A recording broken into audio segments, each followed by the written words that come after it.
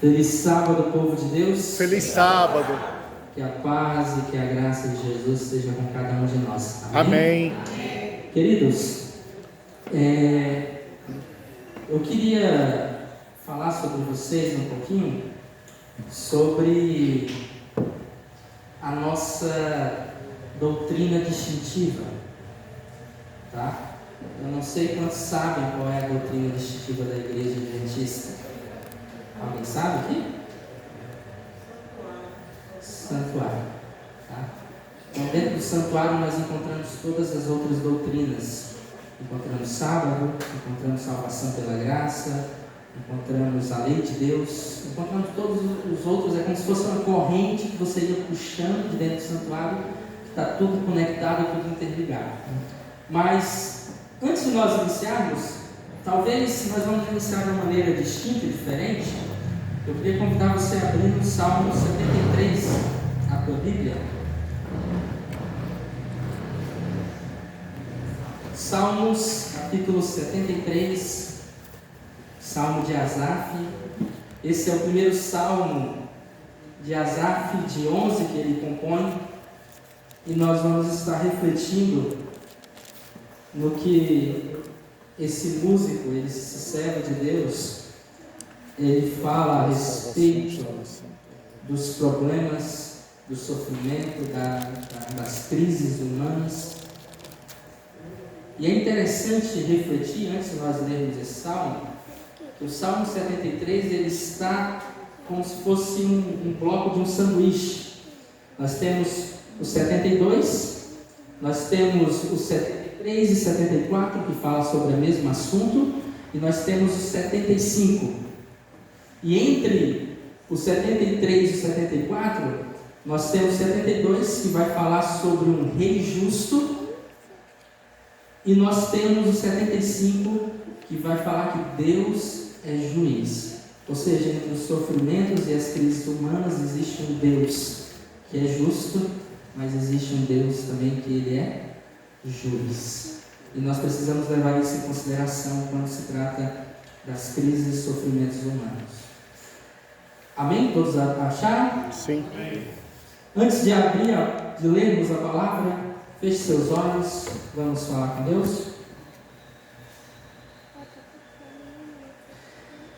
Pai querido, Pai amado, a Tua palavra, Senhor, está aberta e te suplicamos a presença do Teu Santo Espírito para compreender, mas para que possamos vivenciar a Tua santa e boa palavra.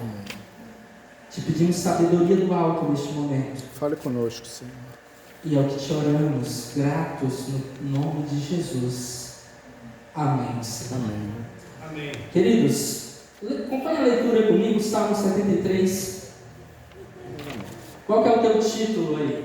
O título da tua Bíblia? O problema da prosperidade dos maus. Ok? Já demos uma breve introdução. O primeiro verso, Asaf, ele vai começar assim: com efeito, o que, amados? Para com os de coração Limpo. limpo. Essa palavra com efeito, ela seria melhor traduzida com a palavra com certeza. Então Asaf está dizendo, com certeza Deus é bom. E nós precisamos levar isso em consideração antes de todo o restante que nós vamos ler. E tem que ficar claro para mim e para você que, independente da circunstância ou da situação que você está vivenciando ou irá vivenciar, nós precisamos ter uma certeza, assim como Asaf: Deus É bom. é bom. Amém. Eu não sei o que você está passando, mas você precisa entender que, independente do que você está passando ou enfrentando, Deus é bom. Amém. E Asaf, assim como Davi, eles tinham essa certeza de que Deus é Bom. bom. E ele inicia o seu salmo dizendo que Deus é bom para com Israel e para com os de coração limpo. Mas então agora Asaf vai relatar a sua crise. E qual que era a crise de Asaf? E ele vai relatar a partir do verso 2: quanto a mim, porém quase me resvalaram os pés, pouco faltou para que se desviasse os meus passos, pois eu invejava os arrogantes, ao ver a prosperidade dos perversos, para eles não há preocupações. O seu corpo é sadio e nédio, não partilham das canseiras dos mortais, nem são afligidos como os outros homens. Daí a soberba que os cinge como um colar, e a violência que os envolve como um manto. Os olhos saltam-lhes da gordura, do coração brota-lhes fantasias. Mortejam e falam maliciosamente, da opressão falam com altivez, contra os céus desandam a boca, e a sua língua percorre a terra. Por isso seu povo se volta para eles, e os que têm por fonte de que bebe alarga os sovos. E diz: como sabe Deus? Acaso há conhecimento no Altíssimo? Eis que são estes os ímpios, e sempre tranquilo aumentam as suas riquezas. Vamos parar aqui, daqui a pouco a gente retorna ao texto. Amados, Asaf aqui eles estavam passando por uma crise de fé. Quem aqui já passou por uma crise de fé? Não diferente de nós. E Asaf, ele olha agora e parece que os ímpios prosperam, mas aqueles que servem a Deus não. E eu me lembro bem quando, antes de entrar para a faculdade, na verdade, quando eu estava fazendo teologia, faculdade de teologia, eu estava comportando para arrecadar fundos para poder pagar a minha faculdade. E chegou um momento ali da minha jornada que as coisas estavam dificultando, estava bem difícil, porque eu não estava conseguindo, até um certo momento, arrecadar aquilo que era necessário para poder dar continuidade aos estudos. Em certo momento eu fiz algumas visitas, e algumas das visitas que eu fiz, pessoas ricas, pessoas com uma mansão, praticamente carros luxuosos, e no final de muitas dessas visitas, a resposta era que eles não queriam ficar com o material. E certa vez eu saí de uma dessas casas e eu comecei a falar com Deus. Eu fiquei questionando: Senhor, por que eles têm tanto? Por que eles têm mansões? Por que eles têm carros luxuosos? Porque eu aqui estou apenas querendo te servir, fazer a tua obra, e eu estou nessa dificuldade. Eu imagino que alguns de vocês já devem ter passado por isso, em algum momento, em situações diversas, talvez não possa ser financeira, mas talvez em uma crise relacional, uma crise de saúde, não sei. Mas nós não somos diferentes de Asaf. Até que eu encontrei esse texto, e aqui eu obtive uma resposta de Deus. Amém. Amados, vamos continuar a leitura do texto? Verso 13. Com efeito, inutilmente conservei puro o coração e lavei as mãos na inocência, pois de contínuo sou afligido e de cada manhã castigado. E aí o verso 15 diz assim: se eu pensar em falar tais palavras, já aí teria traído a geração dos teus filhos. E aí o verso 16 das árvores diz assim: só refletir, como é que está escrito aí? Para compreender isso, achei muito pesada a tarefa para mim. Em só parar para refletir isso, achei tarefa pesada para mim. E então, verso 17, o que Asaf faz? até que entrei no santuário de Deus. E atirei com o fim deles. Asaf estava vivendo uma crise. Eu não sei se tem alguém aqui nessa manhã que está vivendo uma crise. Eu não conheço a sua vida. Mas Asaf, ao viver uma crise, ele resolveu fazer uma coisa: entrar no santuário. E no santuário ele vai encontrar algo que depois a gente vai retornar nesse texto de Salmos. Deixa a sua Bíblia aberta. Mas no santuário, Asaf ele encontra algo que muda a sua concepção, muda a sua crise, e ele se torna e enxerga as coisas de maneira diferente do qual ele estava enxergando. Amém. Porque eu vou dizer uma coisa para você, amados. Nós, seres humanos, nós conseguimos ver a vida apenas a partir do início. Mas Deus, Ele enxerga a vida a partir do seu final. Nós enxergamos a vida a partir do somente aquilo que está na nossa frente, aquilo que está acontecendo momentaneamente. Verdade. Mas Deus, Ele enxerga a vida a partir do seu final. E Asaf entrou no santuário. Eu queria convidar você para entrar no santuário junto comigo, para entender que Asaf encontrou no santuário, que Asaf viu no santuário. Queridos, antes de nós entrarmos no santuário, você sabe que o santuário, ele foi feito porque Deus queria habitar com o seu povo. Vocês lembram disso? Me farão um santuário para que eu possa habitar no meio deles, no meio de vós. Mas antes de Deus fazer o santuário terrestre, já havia o santuário celestial. Só que o santuário celestial, ele sempre existiu.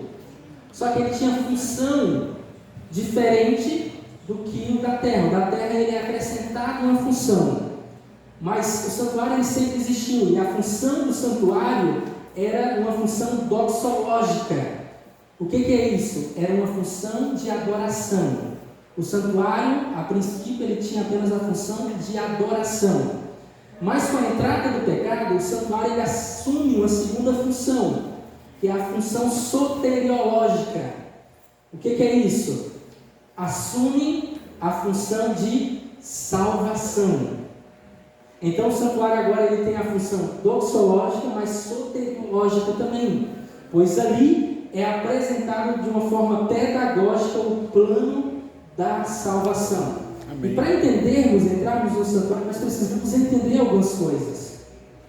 Primeiro, o santuário tinha alguns personagens importantes. Eu queria pedir a ajuda de vocês. Nós tínhamos uma figura principal no santuário. Quem que era a figura principal do povo de Deus, do povo de Israel no santuário? O sumo sacerdote. Que ele estava em cena praticamente uma vez por ano, ele ministrava ali, mas uma vez por ano, no dia sétimo do 10º mês, ele entrava em cena, que era o dia do Yom Kippur, que era o dia de juízo. Ele realizava o juízo, mas ministrava no santuário também vários sacerdotes, tá ok? E é interessante que nós observarmos que Jesus, em algum momento, ele assume essas funções, porque o santuário, ele aponta em cada um dos seus aspectos para o Messias, para o Cristo vindouro que iria de vir, mas também ele apontava para o plano que esse Messias iria realizar, como que ele iria salvar o povo dos seus pecados.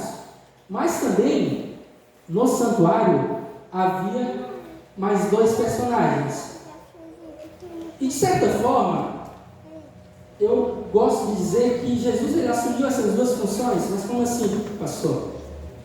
Jesus ele assumiu a função do cordeiro, isso está claro? João fala que esse cordeiro de Deus que tira o pecado do mundo. Mas vocês concordam comigo que também havia o pecador que sacrificava o cordeiro? E Jesus, de certa forma, a palavra de Deus vai dizer que ele se fez pecado por nós. Por nós. Ele não é pecador, mas ele se fez pecado por nós, para nos salvar. Então nós tínhamos o sumo sacerdote, tínhamos o sacerdote, tínhamos o cordeiro e tínhamos o pecador. Então esses eram os personagens centrais do santuário. Como que era o santuário? O santuário era em formato retangular. E esse santuário, no início, amados, ele era desmontado e montado a cada vez que o povo de Deus andava. Mas o santuário era mais ou menos nesse formato. E no santuário havia alguns móveis. E eu gosto de dividir o santuário em 3 compartimentos, não apenas em 2. Nós tínhamos a parte de fora do santuário, que lá nessa parte de fora do santuário havia 2 móveis. Havia o altar de holocausto, onde o cordeiro era sacrificado, mas havia também, à frente do altar de holocausto, havia a bacia de bronze, onde o sacerdote ele podia purificar e lavar suas mãos ali. Mas na parte de dentro nós tínhamos 2 compartimentos. Opa! Volta. Acho que deu uma travada. Havia 2 compartimentos. Acha para mim o slide. Chegou. Chegou? Passou. Aí. Havia 2 compartimentos. O lugar santo Lugar santíssimo. e o lugar santíssimo. E o que dividia esses 2 lugares era apenas um véu que dividia esses 2 lugares. E no lugar santo havia alguns móveis também.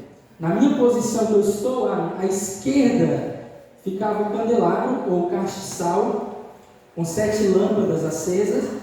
No lado direito ficava a mesa da propiciação, ou a mesa dos pães asmos, que ele tinha 12 pães asmos, representando, simbolizando as 12 tribos de Israel, posteriormente os 12 discípulos. Havia à frente deles o altar de incenso e havia um véu partilhando. Observe que depois a gente vai voltar aqui, mas no altar de incenso a fumaça ela subia por cima do véu e ela ia até o lugar santíssimo. Daqui a pouco a gente volta para explicar um pouquinho isso.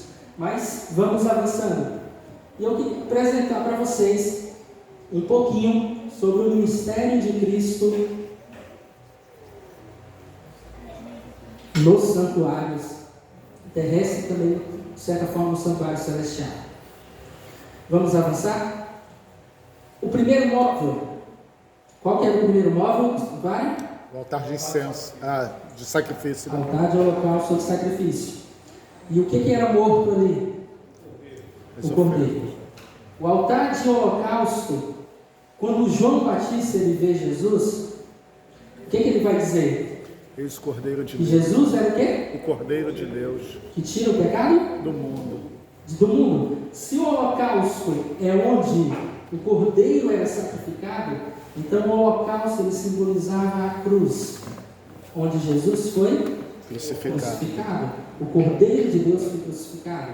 Então, o holocausto apresentava uma fase importante no ministério de Cristo.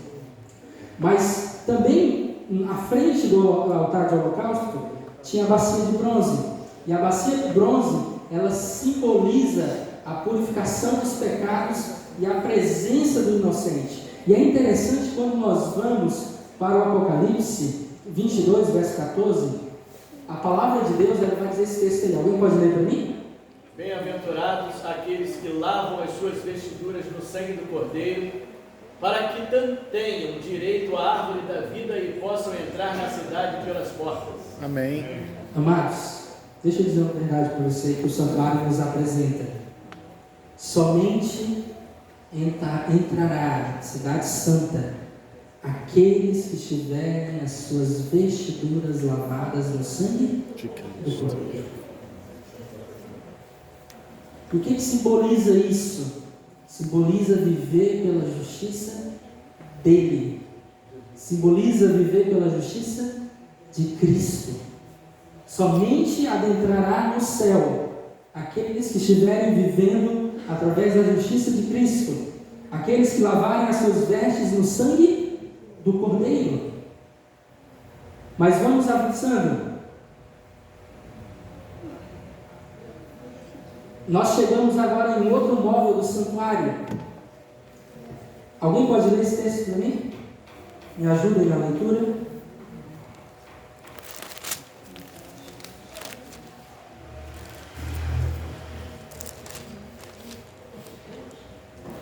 Nós tínhamos um outro móvel no santuário. De novo Jesus lhe falou dizendo: Eu sou a luz do mundo. Quem me segue não andará em trevas, pelo contrário, terá a luz da vida. Nós tínhamos ao lado esquerdo, no meu lado esquerdo, nós tínhamos um terceiro móvel no lugar santo. Vocês lembram que móvel era esse? O castiçal. E o castiçal, ele era o único objeto que iluminava todo o ambiente do santuário. E o que simbolizava esse objeto? Jesus ele chega a declarar que ele é a luz do mundo. Então aquele castiçal, de certa forma, ele simbolizava Jesus como sendo também a luz do mundo. Não paramos por aí. Olha o que ele fala em Apocalipse capítulo 1, texto aí na tela. A João em profética visão. Deixa eu trocar esse microfone.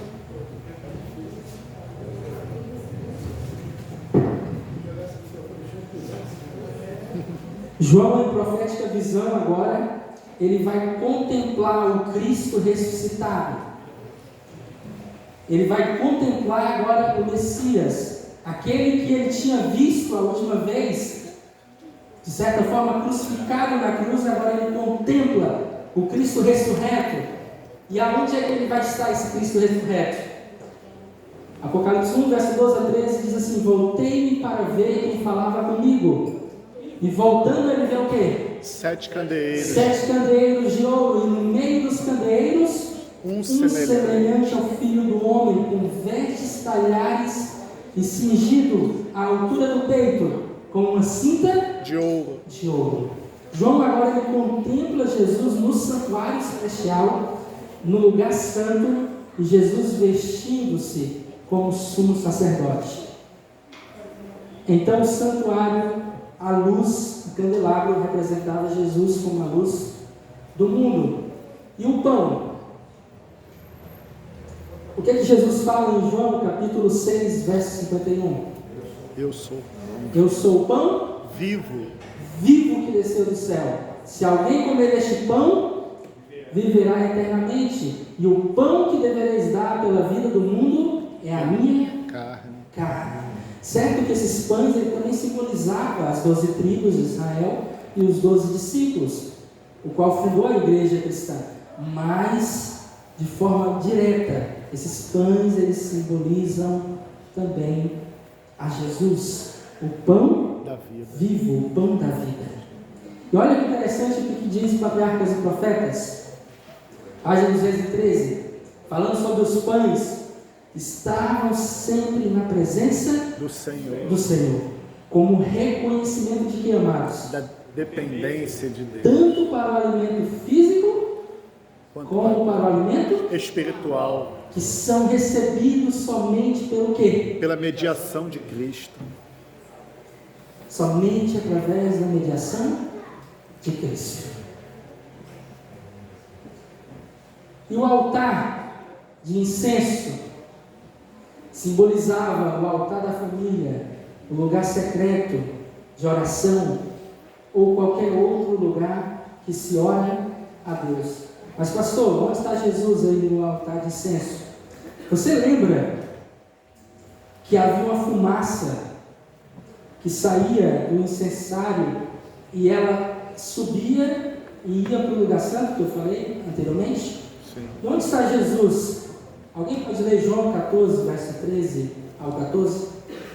Onde está Jesus no altar de incenso?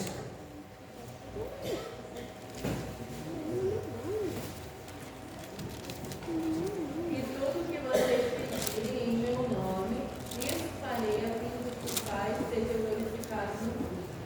Se me pedirem alguma coisa em meu nome, eu farei. Tudo que pedires em meu nome.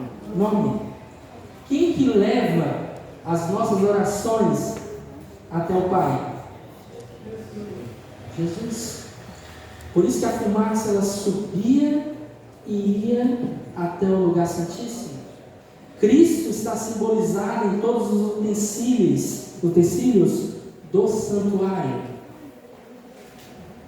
E chegamos então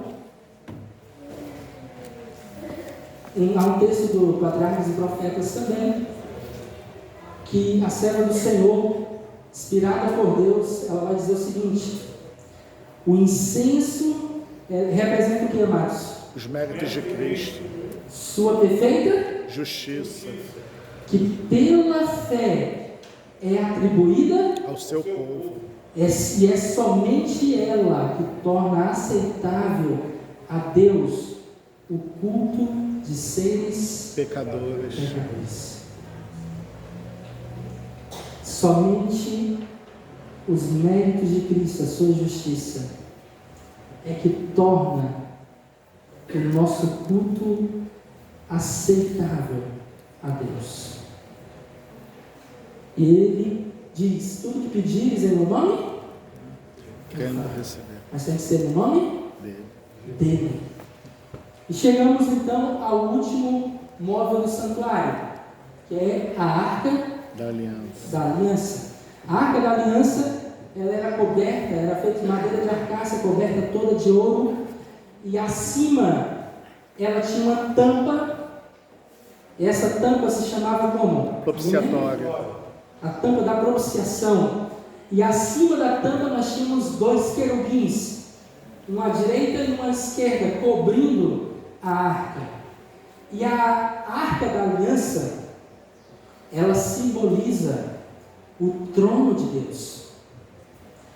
A Arca da Aliança era onde era manifestada a presença de Deus. Vocês lembram do Shekinah? Era ali que era manifestada a presença do Senhor.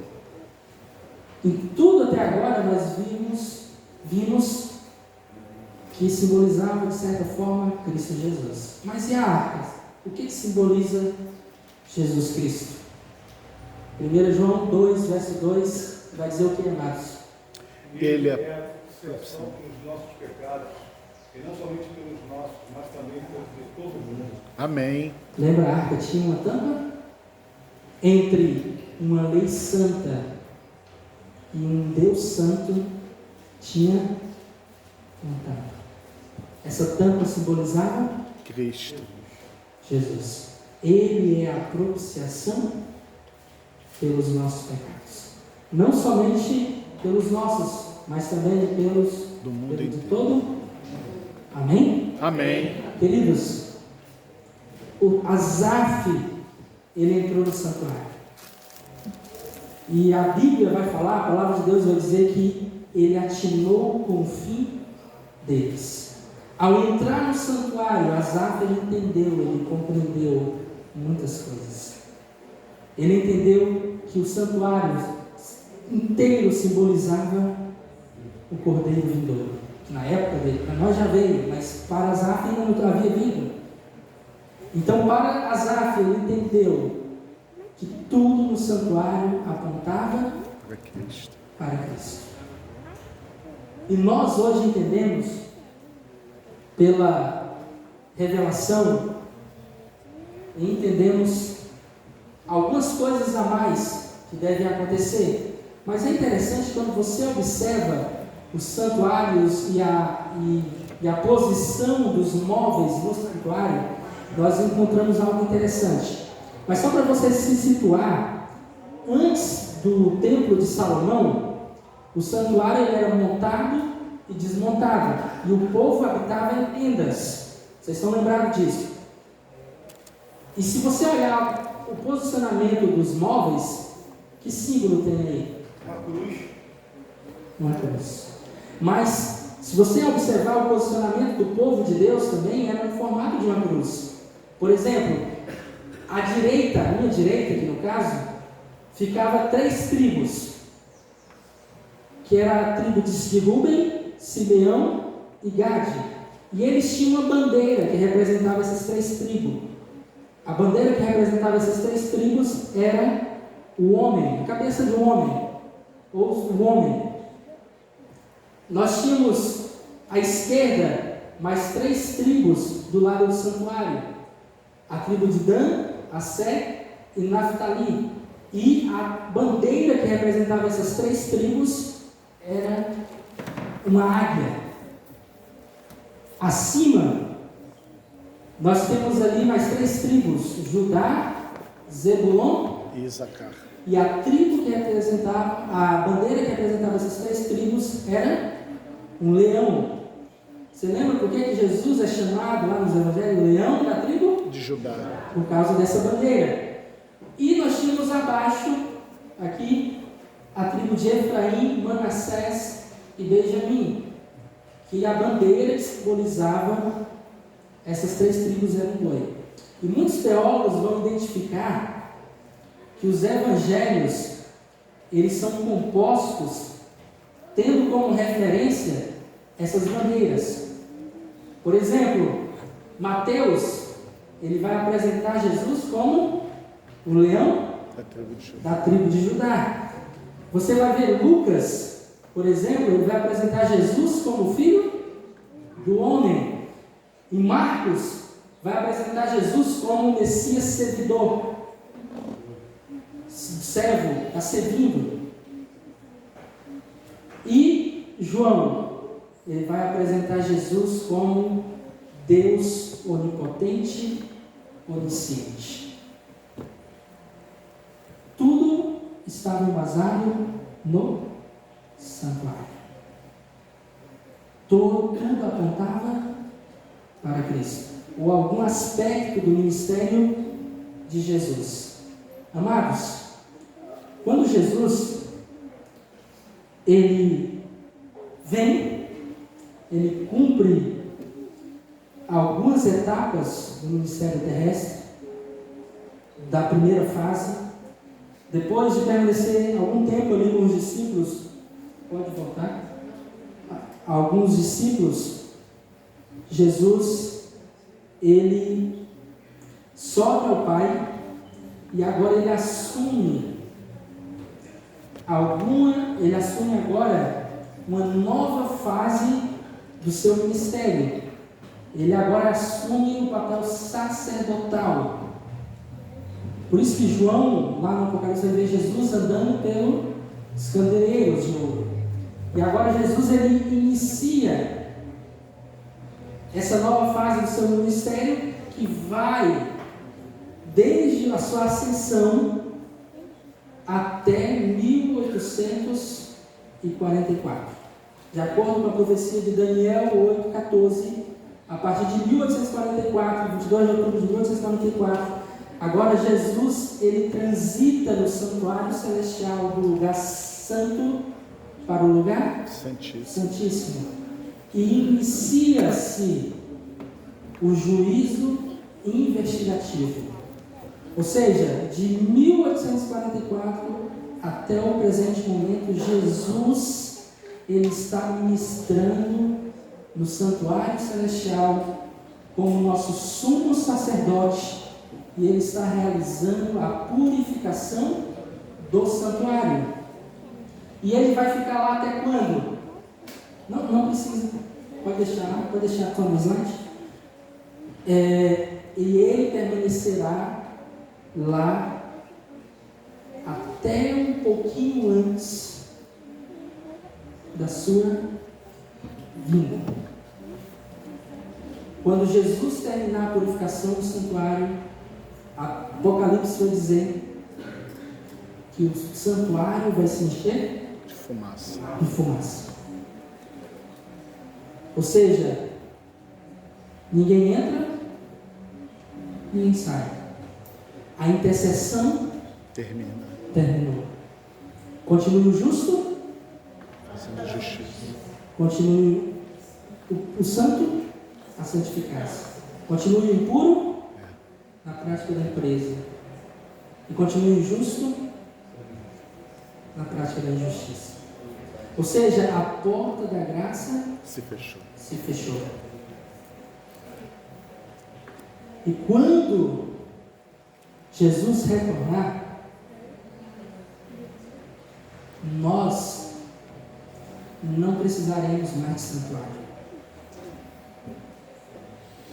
Porque, de certa forma, Deus, ele fez o santuário com um propósito: o terrestre, habitar no meio do povo. Quando João, lá em João capítulo 1, ele vai dizer: o verbo se fez carne e habitou entre nós. A palavra que aparece ali é o verbo esquemesis, no grego, que significa tabernaculou, armou tenda. Ou seja, o verbo armou tenda e esteve entre nós. E por que nós não vamos ter mais santuário? Apocalipse 21, verso 22, o que diz aí?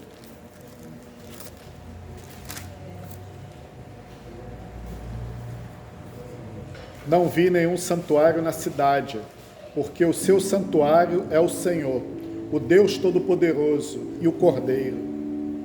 Amém? Amém. Por que não vai ter santuário? Porque Ele vai habitar no meio de nós, dentro de nós. Porque o próprio santuário será o Senhor e o Cordeiro. Queridos, Asaf, ele adentrou no santuário e ele compreendeu. Eu não sei se ele compreendeu tudo isso, mas ele compreendeu bastante coisa. A solução para as crises, sofrimento, doenças humanas está no santuário. No santuário, Asaf, ele resolve todas as suas dúvidas. Porque no santuário nós encontramos uma pessoa.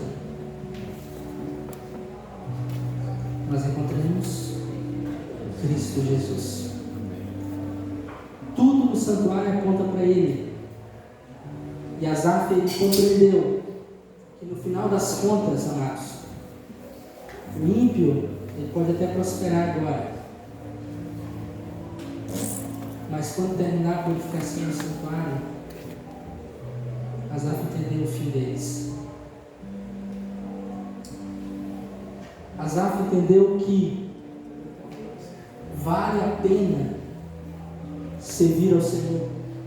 Asaf, ele entendeu que vale a pena ser fiel, conservar puro o coração, lavar as mãos na inocência, porque ele entendeu que no final das contas, no final de tudo, Deus, que é apresentado no capítulo 72 como juiz, o rei justo, e no Salmo 75, o rei que é juiz, ele fará justiça. Mas eu volto a repetir, nós enxergamos a vida apenas a partir do começo. Deus, ele enxerga a vida a partir do seu final. E Asaf entendeu isso. E isso mudou a concepção de Asaf. Olha o que ele fala no verso 23. Todavia, eu estou sempre contigo, tu me seguras pela minha mão direita. Verso 24. Tu me guias com o teu conselho e depois me recebe Na glória. na glória. Essa palavra que ele fala, me recebe na glória, ele está falando aqui ou da ressurreição ou da transladação na volta de Cristo. Amém. Ele entendeu. Ele entrou no santuário e entendeu todas essas coisas. Verso 25, o que mais eu tenho no céu? Além de ti. Não há outro em quem eu me compraza na terra.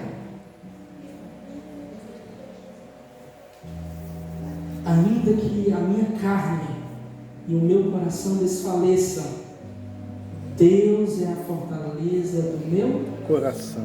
e a minha herança Para sempre. para sempre. Amém. Verso 28 ele diz, quanto a mim, bom é estar junto De Deus. a Deus. No Senhor Deus ponho o meu refúgio para proclamar todos os seus feitos. Amém, irmãos? Amém. O que aconteceu entre o início do Salmo e o final do Salmo? Asaf entrou no santuário e lá ele se encontrou com uma pessoa chamada Cristo Jesus. Amém. O santuário é a solução para as crises e sofrimentos humanos, porque o santuário, tudo nele simboliza Jesus Cristo. Às vezes a gente acha que a solução deste mundo é um governo melhor, é um partido de tal, partido de lá, partido de cá.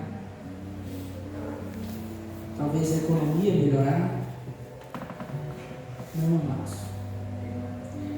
A solução para esse mundo não é nada disso. A solução para esse mundo é uma pessoa. E essa pessoa é Jesus. Jesus Cristo. Amém. Amém. Asaf entendeu todas essas coisas. ele adentrou no santuário e ele encontrou-se com Jesus. E lá, antes a sua fé foi provada, mas após entrar no santuário, a sua fé foi fortalecida. Tiago vai dizer: tenha por alegria o motivo de passardes por grandes provações. Como assim ser alegre na provação? Na provação, a nossa fé é fortalecida. Precisamos, queridos, Jesus vai voltar. Amém. Amém? Ele vai finalizar sua obra no santuário. E ele voltará para buscar aqueles que lavaram as suas vestes no sangue do Cordeiro. Aqueles que aceitaram a viver pela justiça de Cristo. Você sabe disso, Jesus vai voltar.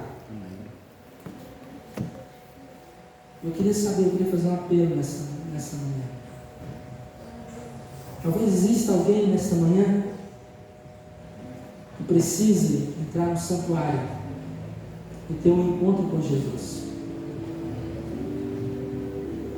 Eu não sei, eu não conheço vocês, estou aqui só de férias, mas Deus sabe, Deus conhece você. Mas Deus, Ele quer ter um encontro contigo da mesma forma que Ele se encontrou com Asaf no santuário. E diferente da época de Asaf, Deus, Ele habitava no templo. Você tinha que ir até o templo. Mas hoje nós somos templo do Espírito. Amém. E Ele quer fazer morada, habitar em ti. E Ele quer se encontrar contigo. Sabe por que Jesus quer se encontrar contigo? Porque Ele quer te salvar. Ele quer me salvar.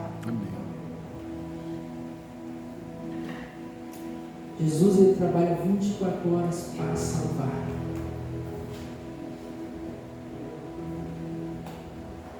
Existe alguém nesta manhã que talvez possa estar passando por alguma crise, não sei.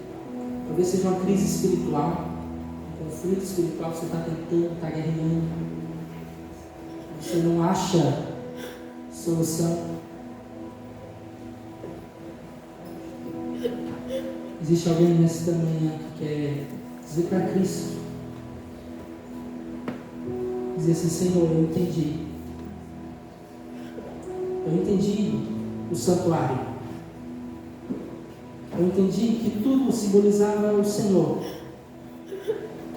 e eu entendi que muito em breve o Senhor irá voltar. Amém. Porque a sua obra no santuário vai finalizar. Mas eu quero estar preparado, Deus. Amém.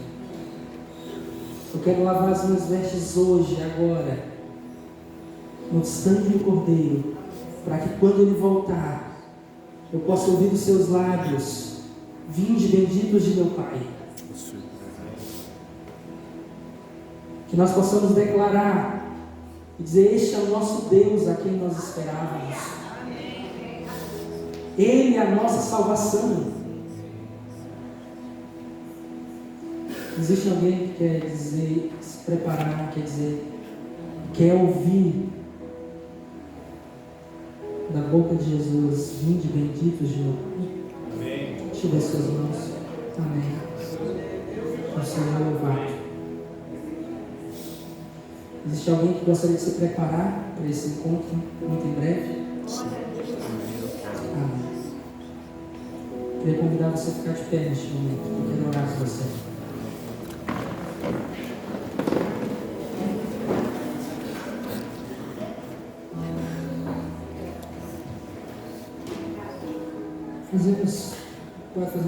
Teremos uma mensagem musical agora. Mas enquanto essa mensagem é tocada, eu queria que você refletisse e estivesse em oração estivesse em oração direto com aquele que é o autor e consumador da nossa fé. Aquele que é o autor da salvação, aquele que quer nos salvar e prometeu voltar para nos buscar.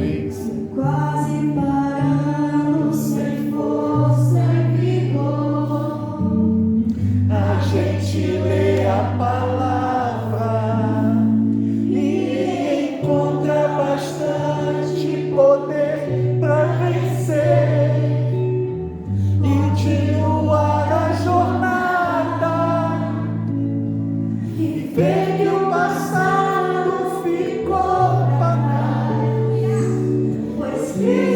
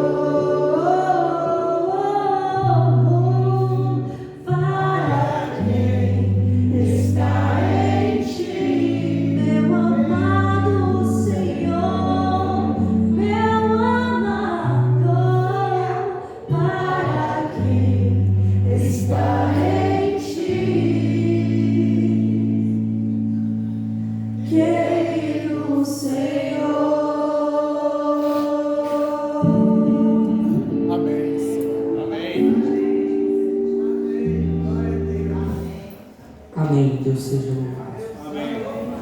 Tão importante como a obra de Cristo na cruz é a obra que Ele realiza hoje no santuário celestial.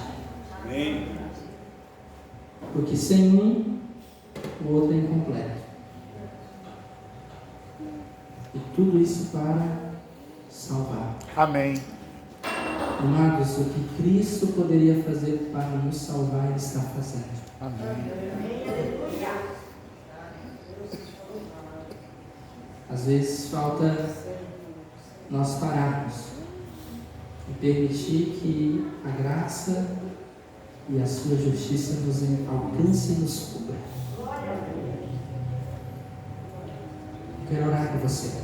Feche seus olhos. Pai querido, Pai amado, louvado, bendito e exaltado seja o teu santo nome, Senhor. Sempre, Amém, Senhor. Senhor. Pai querido, em alguns momentos das nossas vidas, enquanto estamos aqui neste mundo de pecado, pode ser que em algum momento nós passamos ou iremos passar por alguma crise. Verdade. Verdade. Seja financeira, seja relacional, seja uma crise de saúde, não sei. Mas nós precisamos sair daqui desta manhã com uma certeza que, independente da crise, Deus é bom. Amém. Pai amado, adentramos essa manhã no santuário. E entendemos um pouco do mistério de nosso Senhor e Salvador Jesus Cristo. E tudo que Ele fez e está fazendo por nós para nos salvar. Queremos pedir perdão se em algum momento estivermos com o coração endurecido. Mas nesta manhã, nós queremos estar preparados para a breve volta de nosso Senhor Jesus Cristo. Amém. Porque quando Ele se manifestar nas nuvens do céu com poder e grande glória, nós queremos ouvir de seus lábios: vinde benditos de meu Pai, e entrai na posse do reino que vos está preparado desde a fundação do mundo. Por favor, Deus, nos ajude nessa preparação. Por favor, Senhor. Queremos entregar as nossas vidas em Tuas mãos neste momento. Assim seja. E queremos nesta manhã lavar as nossas vestes no sangue do Cordeiro. Entregamos nossas vidas e oramos gratos no nome santo de Jesus Cristo. Amém. Amém.